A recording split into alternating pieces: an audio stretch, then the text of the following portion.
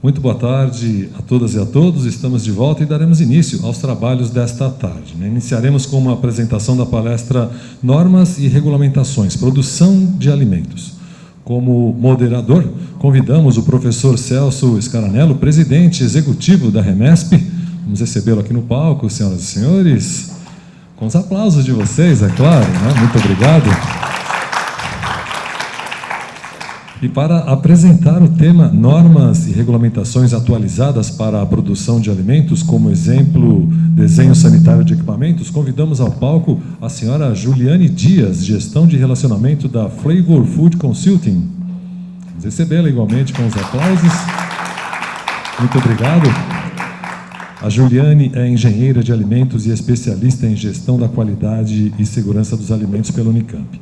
Atua em indústrias multinacionais como Danone, Bimbo e Sadia em produção e garantia de qualidade. Trabalhou na implantação de programas de qualidade em países da América Central, sócia fundadora e consultora da Flavor Food desde 2002. Foi professora do curso de especialização em gestão da qualidade e segurança de alimentos da Unicamp, fundadora da Associação Food Safety Brasil, instrutora autorizada da IRED. Vamos então ouvir inicialmente o professor Celso. Por favor, professor. Rapidinho, boa tarde a todos. É com grande alegria que recebemos a doutora Juliane Dias, né? Recentemente estivemos conversando aí, né?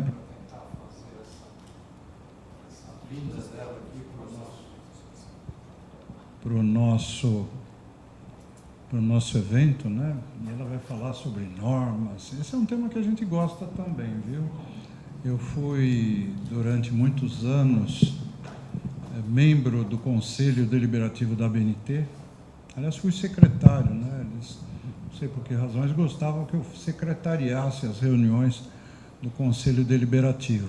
Então, normas, eu acho que é um tema muito importante, e na área da metrologia, em especial aqui para nós de alimentos, eu acho que a norma ela é fundamental. Nós estamos entrando numa era agora bastante interessante, que são as normas SMART, né? E a inteligência artificial ela está chegando também para a normalização. Nós estamos conversando com a ABNT, provavelmente nos próximos eventos, o de saúde e o evento que vai acontecer lá em setembro, que é o Congresso para a Qualidade da Metrologia, nós vamos trazer pessoas para falarem sobre normas SMART. Dentro da infraestrutura da qualidade, esse é um tema, eu diria que de ponta, assim como a inteligência artificial. Então, professora, muito obrigado pela sua presença. Eu vou sentar ali que eu quero assistir a sua apresentação e sucesso.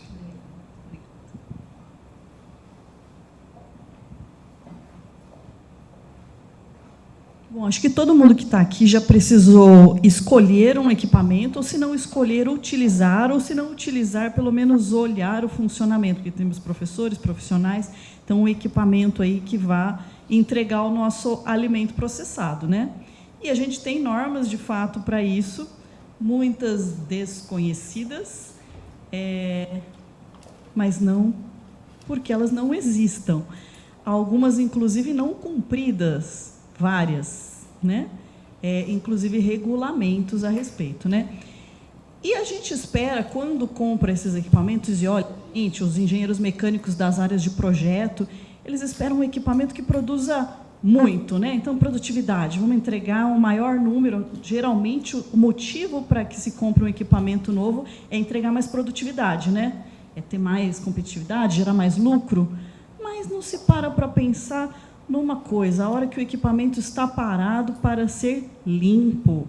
A operação de higienização pode se tornar uma estratégia de guerra, uma dificuldade e um prejuízo também, né? Porque se a gente tiver que ficar horas e horas limpando, vai gastar mais detergente, mais funcionários ocupados, vai utilizar mais abrasivos. Se for um CIP, um sistema fechado com água quente, a gente vai gastar mais água, mais energia, vai, enfim, ter um trabalho para tratar esses efluentes. Então, não costuma estar no radar dos especialistas, não é uma parte considerada muito nobre, pensar na limpeza do equipamento. Eu quero produzir.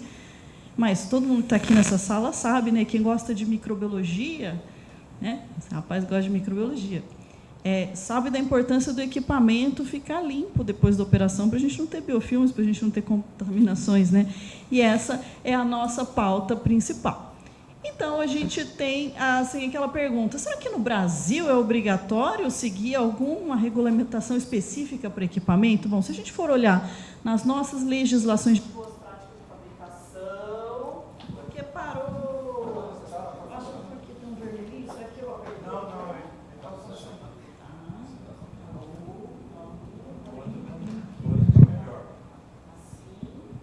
Vermelho. Vermelho. Obrigado. Então, nós temos regulamentações de boas práticas de fabricação, já tem 27 anos, 22 anos, né? As nossas RDC 275 da Anvisa, Portaria 326. E o que elas falam especificamente de equipamentos, de projeto, desenho, construção, né? Que todos os equipamentos e utensílios que vão entrar em contato com alimentos, eles têm que ser limpos de forma completa e fácil. Fácil é porque não é ficar horas esfregando e não conseguir, que é o pior, né? Não conseguir deixar limpo. Depois de rodar um CIP, tem resíduo de produto, tem biofilme. Depois de esfregar uma esteira transportadora toda cheia de tramas, a gente tem sujidade embaixo. Então, isso aí já tem 27 anos que uma empresa poderia ser multada por não conseguir limpar seu equipamento de forma completa e de forma fácil. Veja que nossa regulamentação fala do fácil. A mesma legislação se aplica no Mercosul. Tá? Os nossos equipamentos também, depois de serem higienizados, eles têm que serem inspecionáveis. A gente tem que conseguir enxergar, tem que ser visível a todas as partes. Nosso liquidificador em casa, doméstico, não atenderia esse regulamento da Anvisa, principalmente aqueles que não são desmontáveis, aquela peça inteira, né? Porque antigamente era um desmontável que tinha uma gacheta que ficava verde, preta, marrom, se não fosse bem higienizado, e a peça inteiriça, aquela de vidro, ó, começaram os primeiros liquidificadores de vidro, né? As celebridades na televisão mostravam esse liquidificador. Só que você não enxerga, você não inspeciona, você nunca tem certeza se na parte de baixo ficou realmente higienizado. Tá? Isso a gente encontra na indústria, a gente encontra agitadores com esse formato, a gente encontra tanques de mistura, tem várias situações que, depois de limpo, eu não consigo confirmar se realmente todos os resíduos foram removidos. Tá? E a gente também tem um trecho que fala que a gente tem que ter fácil acesso para a limpeza. Será que eu consigo ter um fácil acesso aqui embaixo desse equipamento? Eu consigo também cumprir o anterior, inspecionar? Então, quantas câmaras frias, quantos tanques, enfim, quantas linhas de produção inteiras, uma linha de biscoito, não sei se vocês conhecem, elas têm metros e metros, e um forno, às vezes passa por cima de um ralo, e o ralo deveria ser aberto e inspecionável, e a gente não tem acesso. Não tem acesso, não é higiênico. É isso que a gente tem na nossa legislação, e passível de multa. A fiscalização poderia levar aí a uma ocorrência. Tudo que eu falei até agora é harmonizado com o Mercosul, tá? Nossas legislações aqui de boas práticas são harmonizadas, então, se a gente faz alguma coisa errada aqui, exporta para Los Hermanos, da Argentina, de outros países, também está passível de um bloqueio, de uma rejeição dos produtos, né? A RDC 275, que eu acho que é a mais familiar daqui, né? Todo mundo que estudou um pouquinho de BPF sabe da tal da RDC 275, que deve mudar esse ano. Atenção, Anvisa, tá? Né? Ela deve fazer essa alteração. Ela fala também que o equipamento deve estar em número e desenho adequado. Essa palavra, às vezes, dá um calafrio, né? Adequado é tanta coisa, né? Adequado é adequado para produzir, mas adequado para higienizar, que é o que a gente viu até aqui. De uma forma que eu tenha acesso, que se repete com a ideia anterior, que vocês viram, algumas ideias vão se repetir ao longo das diferentes normas, e a superfície lisa, íntegra, lavável, impermeável, sem corrosão, sem alterações que dificultam a nossa higienização. Tá? E aí, tem um regulamento mais básico ainda, que é o Código de Defesa do Consumidor, né? Abri outro dia, por acaso, esse artigo é recente, que ele fala que o fornecedor, ou seja, o fabricante de equipamento, ou nós, de certa maneira, que somos a indústria e vamos fornecer para para os consumidores, você tem que higienizar seus equipamentos e utensílios. Gente, tão básico, está no Código de Defesa do Consumidor, né? A gente compra um frio no supermercado, ele é fatiado, se aquele fatiador de frio com a mussarela, com um salame, com o presunto, de 3, 4 dias atrás ali, isso também seria passível de multa, tá? Mas eu tenho que informar de forma ostensiva se eu tiver um risco de contaminação, tá? Para o meu cliente, né? Para quem eu estou fornecendo o produto. E existe uma norma muito querida no Brasil, o esquema FSSC 22000. Não é obrigatório, é voluntário, mas 70% dos esquemas de certificação internacionais são dessa norma. Quem não ouviu falar, quem levanta a mão, quem nunca ouviu falar, primeiro contato? Já ouviram primeiro contato, mas para falar para vocês, tem mais ou menos aí umas 700 empresas no Brasil com essa certificação, tá? FSSC.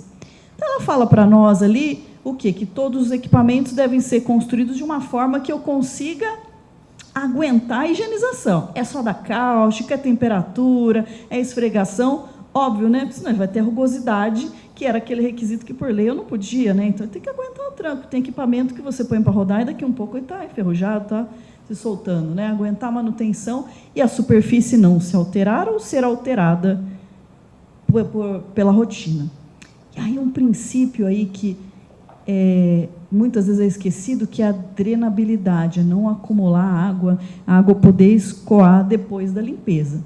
Já acompanharam algumas produções que sexta-feira você higieniza tanque, você passa o CIP na linha, no final do dia tem um tanque assim, com resíduo de água, na sexta-feira, aí segunda ou domingo à noite vai fazer o startup da linha, né? Vai iniciar a linha para o dia seguinte. Quem está lá? Aquela pocinha de água, já fermentada, né, com alguns resíduos adicionais aí, porque a gente não conseguiu realizar esse princípio do escoamento, tá? Eu também tenho que considerar a compatibilidade dos produtos com os diferentes métodos de higienização. Pode ser que a minha gacheta não suporte o meu químico de limpeza, então eu tenho que fazer a escolha correta. Pode ser que ela não suporte o meu produto, pode ser que ela não suporte o açúcar, sal, que são muito abrasivos, né? Então, a escolha correta é importante. E, muitas vezes, o que a gente vê, redução de custo, né? Existe uma gacheta original de um fabricante, e aí você desenvolve com o borracheiro das proximidades, né? De uma empresa estava orgulhosa. Nossa, economizei muito com essas gachetas originais, desenvolvi um fornecedor aqui do meu bairro.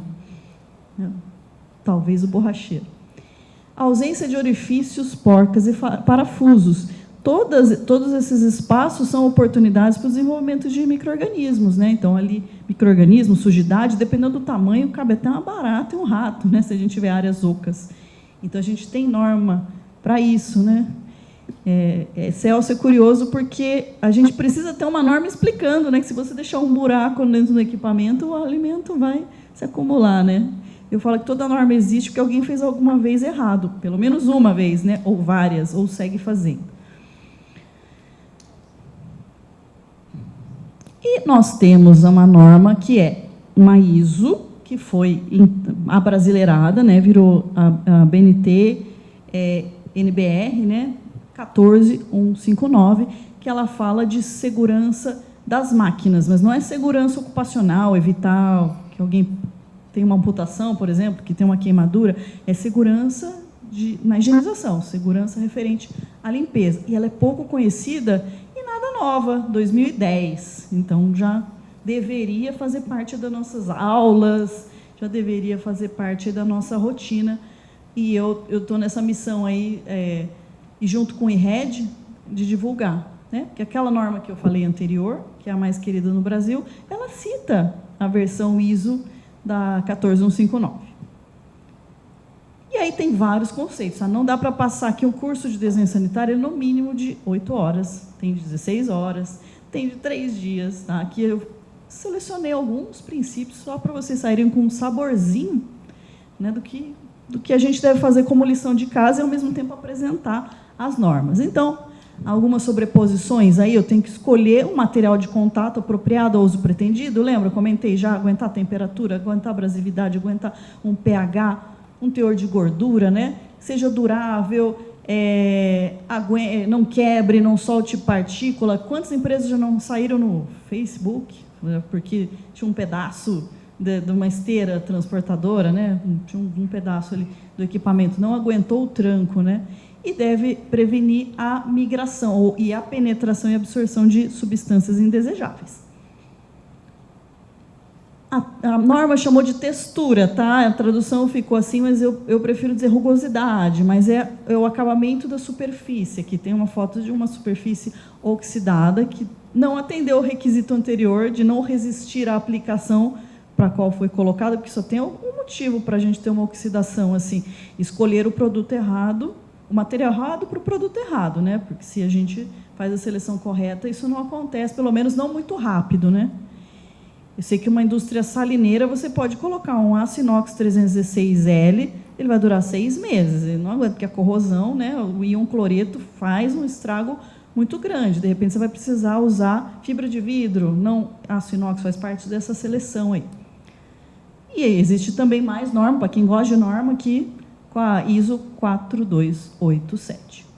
E aí a superfície tem que ser passiva de limpeza. Em inglês o pessoal fala cleanable, eu me recuso a falar limpável, acho muito feio, mas a gente pode falar de fácil limpeza ou passível de limpeza, que é atender o requisito de SIP. O SIP, para quem não conhece, é aquela limpeza com um jatinho, né, um jatinho de spray ball, um cabeçote rotativo, com o qual eu vou fazer uma limpeza, mas me digam, vocês acham que qualquer jatinho, qualquer chuveirinho vai atingir essa zona de uma chapa sobreposta a outra?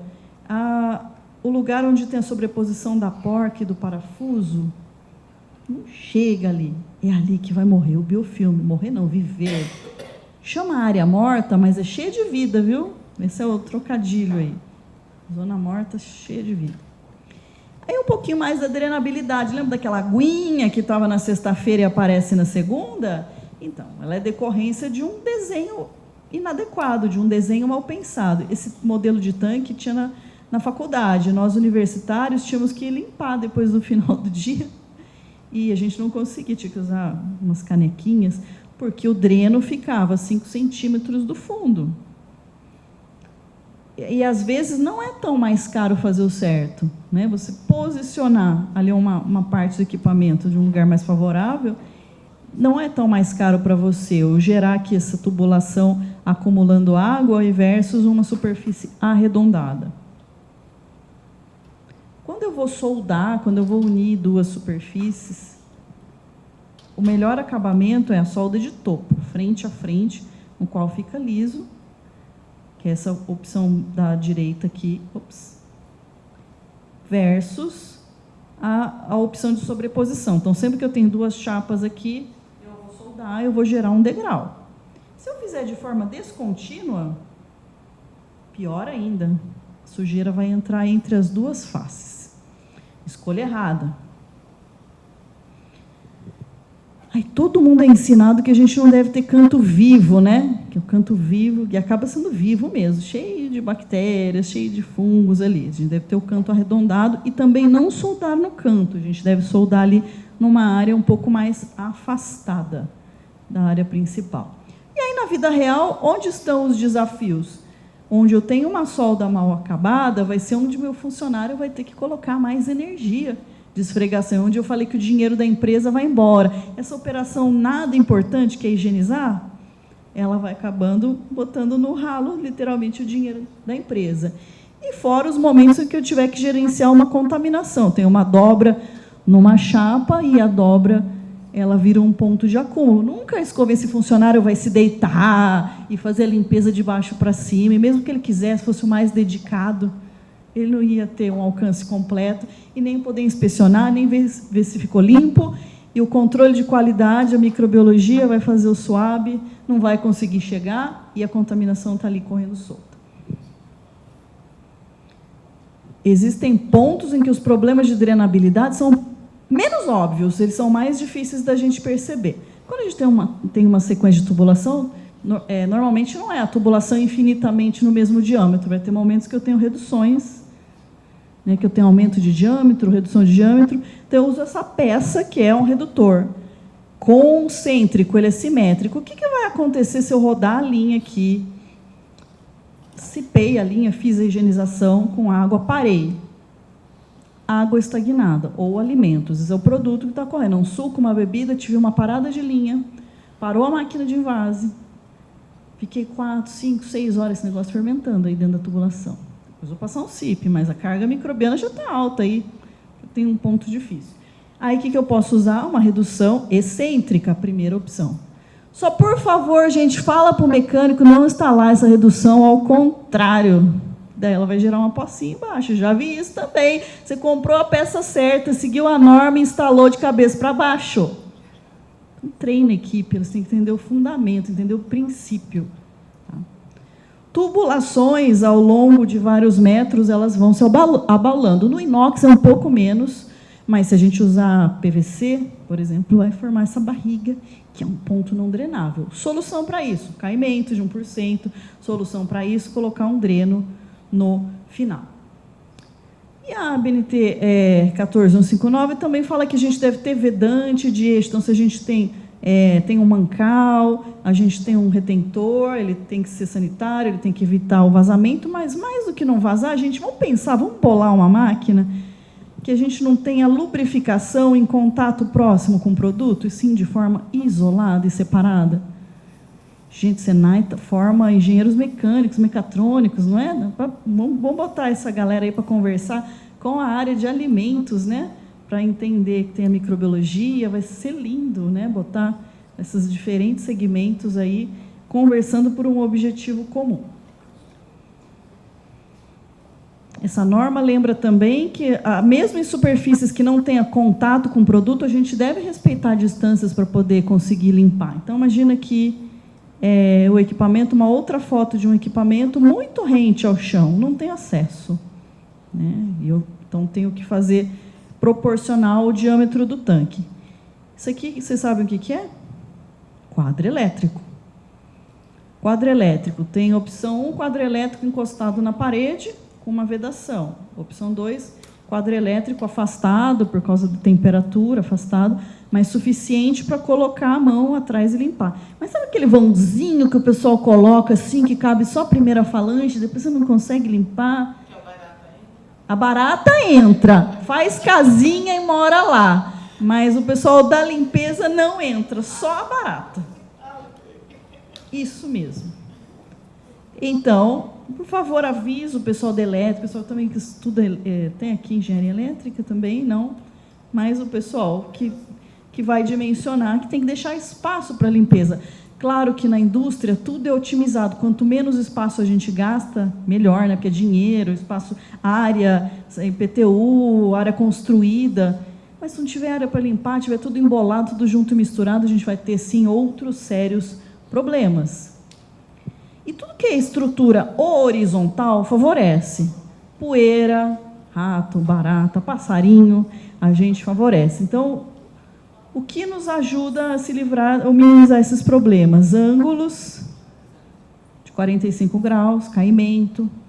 Um pombo vai ter que ser um pouco ninja para se equilibrar ali nessa rampinha, né? Se é horizontal, ele vai se acomodar. E é comum, muitas indústrias compram os galpões já prontos, né? Galpão que não nasceu para ser uma indústria de alimentos, um galpão pré-moldado para qualquer coisa, uma tecelagem, só para guardar caixa, guardar fone de ouvido, resolve fazer uma indústria de alimentos. E ele é cheio de treliça, é cheio de viga, e ela nunca vai poder ser limpa de forma decente. E sai muito caro fazer uma limpeza de um espaço assim, cheio de vigas também, cheio de áreas irregulares. Pode ser que a gente tenha tanques, e tanques tenham dobradiça. Se essa dobradiça estiver perto da área de contato do produto, ou seja, se puder ter uma condensação e o produto ou a água caírem para dentro do produto e tocar naquela dobradiça que ninguém limpa, afinal, a dobradiça é uma chapa metal com metal bem apertadinha, que não entra os produtos de limpeza, mas entra as bactérias, entra os alimentos, a gente vai ter uma contaminação cruzada. Solução para isso? Bom, tem alguns modelos de tanque com articulação externa ou com uma dobra e a articulação fica mais afastada da área do produto. Aqui tem uma situação que possivelmente a dobradiça está bem pertinho ali do alimento. E se tiver alergênico, se tiver qualquer contaminante, qualquer resíduo da produção anterior indesejável, ela vai. E, finalmente, quem fabrica o equipamento tem que entregar um manual decente para nós, usuários, um manual que a gente vai fazer um bom uso, né? Afinal, teve um surto lá no Canadá, matou 24 pessoas, a empresa se chama Maple Leaf, na qual era um fatiador de carne industrial. O pessoal limpava por fora, mas tinha uma zona que a carne só entrava e nunca saía. Ela tinha que ser desmontada, e isso não estava claro no manual do fabricante. O quão essencial era. Eles tiveram surto por Listeria monocytogenes, né? Então, o dono, fabricante, tem que trazer as instruções de limpeza, instrução de desmontagem, instrução de uso.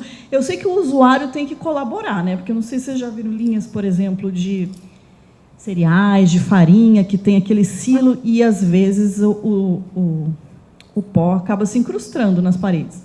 Aí, o que o funcionário, o operador, que tem que envasar rápido, ele tem que entregar resultado, ele vem com uma barreta e pom, pom, pom. Faz aqueles ovinhos lá. Acabou com o conceito de rugosidade, superfície lisa, ele já vai gerar um amassamento, ele já vai gerar uma dobra, talvez uma trinca, uma fissura ali. A manutenção precisa trocar gachetas, às vezes ele não tem a gacheta que é no modelo adequado ali daquele vão, ele pega uma mais ou menos, dá uma apertadinha, e já vi pegarem da cortina, sabe aquelas cortinas plásticas, né? Que o pessoal usa aquilo? Aquilo era moda quando eu iniciei a carreira, anos 2000, nas auditorias. Mas aquilo, gente, para ser uma gacheta de emergência, você recorta assim, redondinho, coloca ali na vedação, não vai ficar muito bom, uma linha não para, né? E ela acaba ficando, o reparo emergencial acaba ficando. Então, assim, os fabricantes têm que ser muito rigorosos nos detalhes e os usuários também têm que seguir as instruções do manual, lerem e seguirem as instruções do manual, para limpeza, para desinfecção, para manutenção e tudo mais, né? É uma grande responsabilidade aí de todos. E, por fim, e não menos importante, eu represento o IHED, European Hygienic Engineering Design Group, é uma ONG lá da Europa que desenvolveu uma série de materiais com os princípios de higienização, pasteurização, validação de limpeza, como tem que ser uma bomba, válvula, sensor, uma série de componentes aí para uma indústria de alimentos decente, fácil de limpar, que não sai matando o consumidor, porque ficou restinho de produto, né?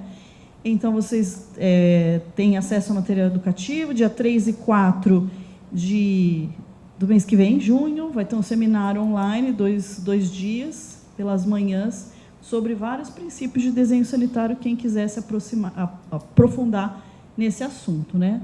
Então, é um mundo que, assim, depois que eu fui picada pela primeira vez, eu não parei de estudar. Eu já fui auditora de Food Safety, aprovei muita empresa que hoje eu tenho certeza que eu não aprovaria. Linhas fechadas, eu considerava, nossa, o processo é fechado, está tudo certo, né? Mas e as soldas, e os cantos mortos, os pontos não drenáveis?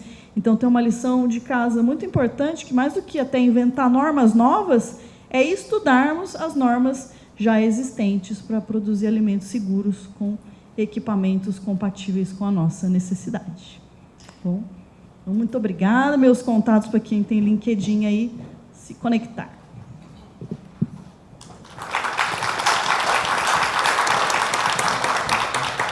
Obrigado, Juliane. Vamos receber aqui o professor Celso, junto com a Juliane, compondo aqui o nosso lounge aqui no palco. E abriremos agora a sessão de debates. Professor Celso, tenha bondade. Obrigado. Vamos preparando as perguntas, porque eu já tenho aqui umas 20 para a nossa professora. Poucas vezes eu vi alguém se comunicar como você sobre um assunto que normalmente é difícil. Você encontrar uma profissional da área de alimentos, principalmente, que atua na área de alimentos. Mas eu fiquei observando os detalhes. E aí eu descobri por que você gosta de Libras. Porque ela se comunica com a mão e ela fala assim de uma forma que você vivencia a essa comunicação. Então, muito boa apresentação, parabéns. Eu comecei a perceber que existe uma coisa importante, que é essa capacidade de você interagir com os demais profissionais, né? Você falou de uma coisa logo no início que eu falei, opa, agora eu preciso prestar atenção. Gacheta. Não é todo mundo que sabe o que é uma gacheta.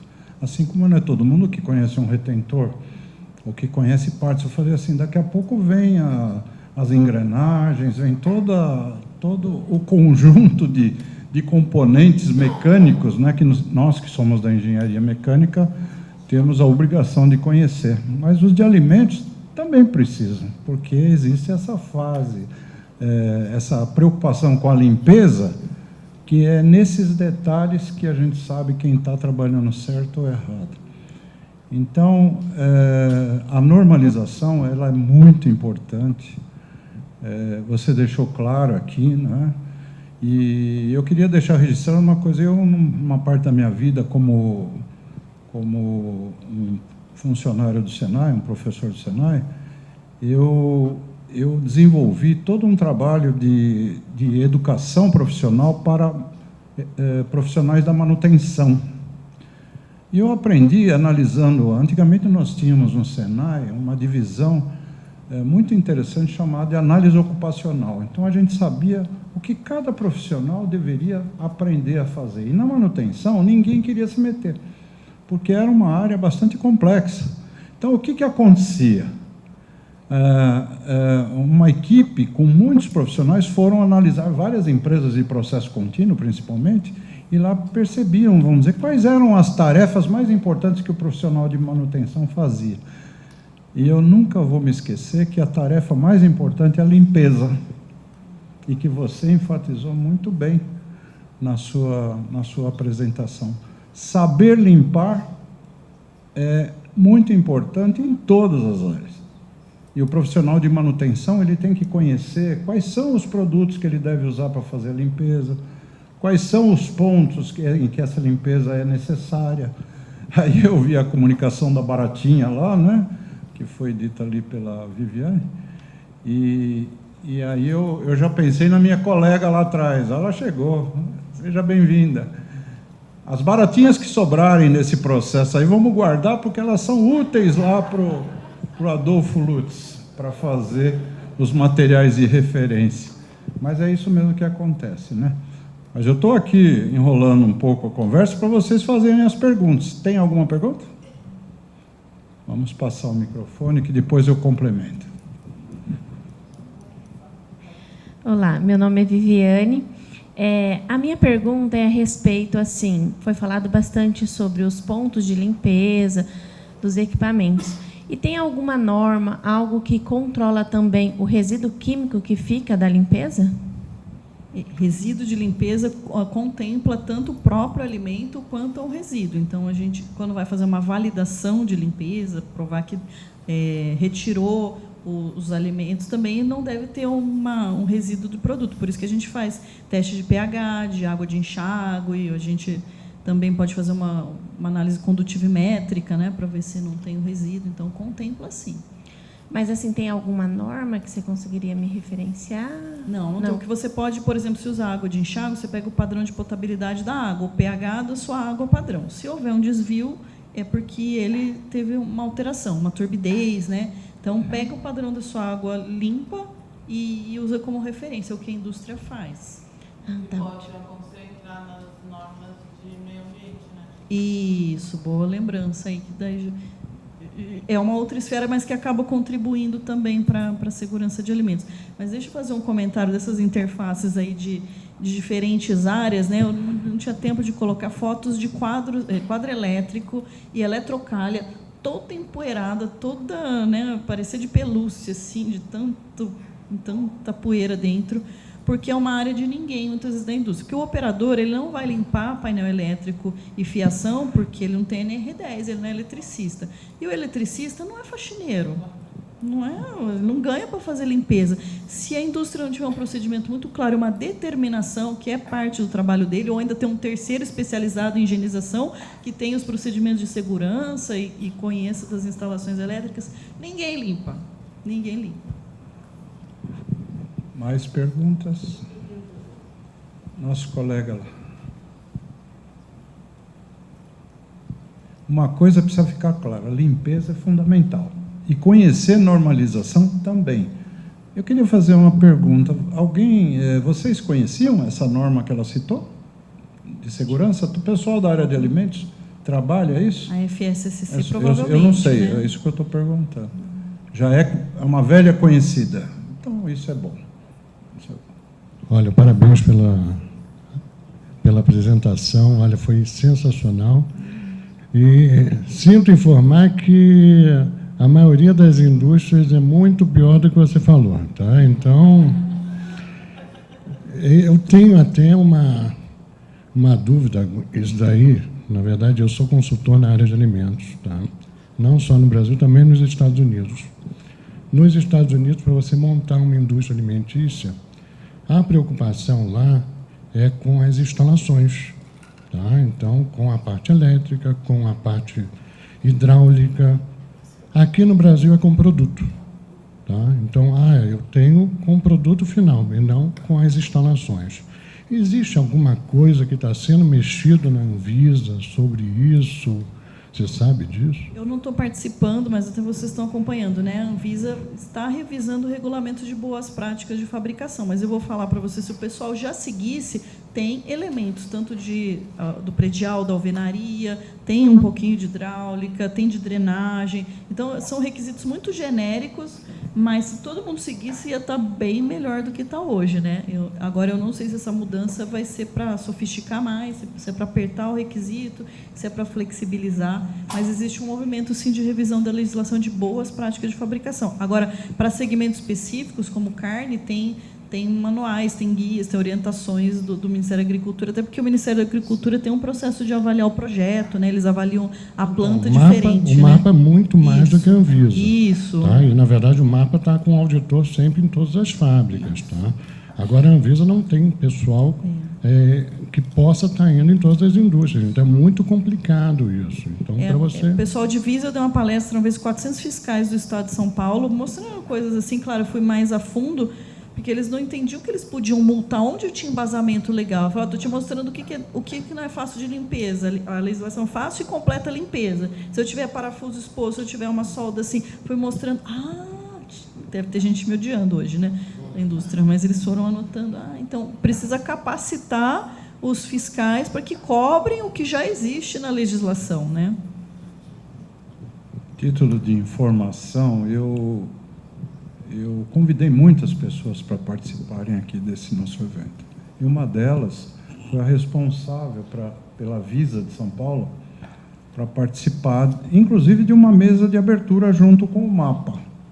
Seria muito oportuno que essa pessoa dissesse aquilo que a gente gostaria de ouvir por parte da vigilância em relação a essas questões que foi muito bem colocada por vocês aqui. Mas eu não vou desistir, a Visa deverá estar presente em algum momento. Ela estará presente, já foi confirmado, no nosso evento de saúde. Que na área da saúde a gente tem muitos problemas parecidos, principalmente em relação a projetos de salas limpas, projetos de salas de cirurgia, UTIs, essas coisas todas. Então, na verdade, as preocupações são as mesmas. Mas para o evento que vai acontecer no Hospital das Clínicas, lá para o dia 27 e 28 de julho, eu acho que, não, 17 e 18 de julho, já está confirmada a presença de uma pessoa da Visa estadual. Trazer gente da Anvisa, lá de Brasília, muitas vezes a gente consegue, mas não tem sido uma tarefa muito simples. Eles fogem das grandes discussões. Eles fazem as reuniões, já participei lá, mas não é sempre que a gente consegue, né, Josiane, trazer essas pessoas para uma boa discussão, como nós estamos tendo aqui agora. Perguntas? Boa tarde, Juliane. Meu nome é Carolina. Estudo na área de alimentos, né, na graduação, Senai. Isso, no Senai da Barra Funda. Olha, agora nós temos aqui testemunhas, hein? Então não pode... Eu achei muito interessante a informação que você passou da conversa entre a parte dos engenheiros, né, dos mecânicos, do desenvolvimento dos produtos, com a área de alimentos. E aí eu só tenho um comentário que também na área civil falta esse conhecimento para ter essa conversa com a área de alimentos, porque às vezes você fala assim, eu quero construir uma fábrica, e aí ele constrói de uma forma bonita, né, mas não atendendo a todos os requisitos. Na nossa sala a gente teve a experiência de um dos alunos, né, que ele estava construindo, e ele comentou, a arquiteta queria colocar, ou engenheira, o banheiro aqui, ali, porque fica mais fácil para os funcionários, né? E aí ele como estudante, falou assim, não, você não pode colocar aqui, não pode colocar acolá. Mas se tivesse mais esse conhecimento, uma parte para entender, né? E não sei como que se outras pessoas também têm esse problema, né, da conversa, porque às vezes você não sabe de tudo. E ter pessoas especializadas nessa área facilitaria. É um trabalho frequente que eu faço, palestrar para arquiteto e engenheiro civil, para mostrar, olha, você vai fazer uma janela, você não pode pôr um beiral para o lado interno da indústria, que vai formar um ponto de acúmulo de poeira, né? Você tem que fazer um fluxo cruzado, né? A gente tem que orientar o duto de ar que vai incidir em cima do alimento. Eles não é parte da grade curricular, deveria, porque arquiteto já vai projetar também hospital, indústria farmacêutica, indústria de alimentos, é meio zero. Ou poderia ter um curso de especialização, pelo menos, né? Assim como para nós metrologistas não existem muitas cadeiras nas universidades, né, para falar sobre esse tema tão importante, nas universidades de que formam os arquitetos, os engenheiros civis, enfim, os eletrônicos, os elétricos, também não tem, muitas vezes, essa preocupação. Mas cabe a gente, né, nós, como entidade, como Senai, de ir fazendo esse papel, né, de orientação, porque falta exatamente no processo de formação. Então, um bom curso, cabe no Senai um bom curso, por exemplo, de orientação para arquitetos e engenheiros de como projetar melhor as instalações de fabricação de alimentos ou de tratamento dos alimentos. Então, não é fácil, não. A gente tem trabalhado há muitos anos com isso e em todos os setores nós estamos falhando.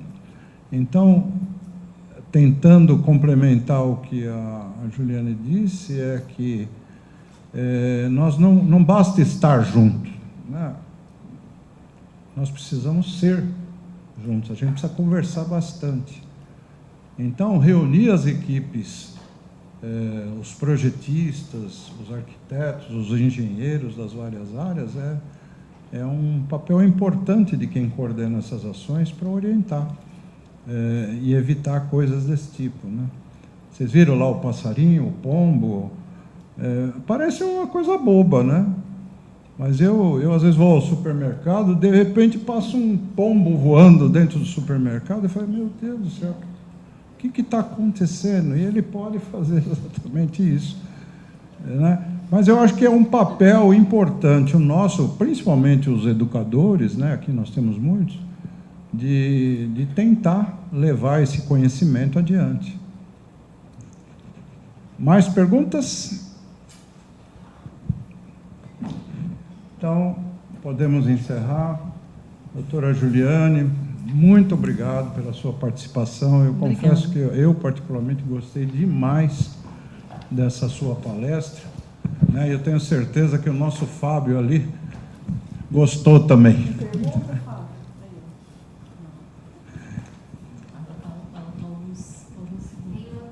No questions?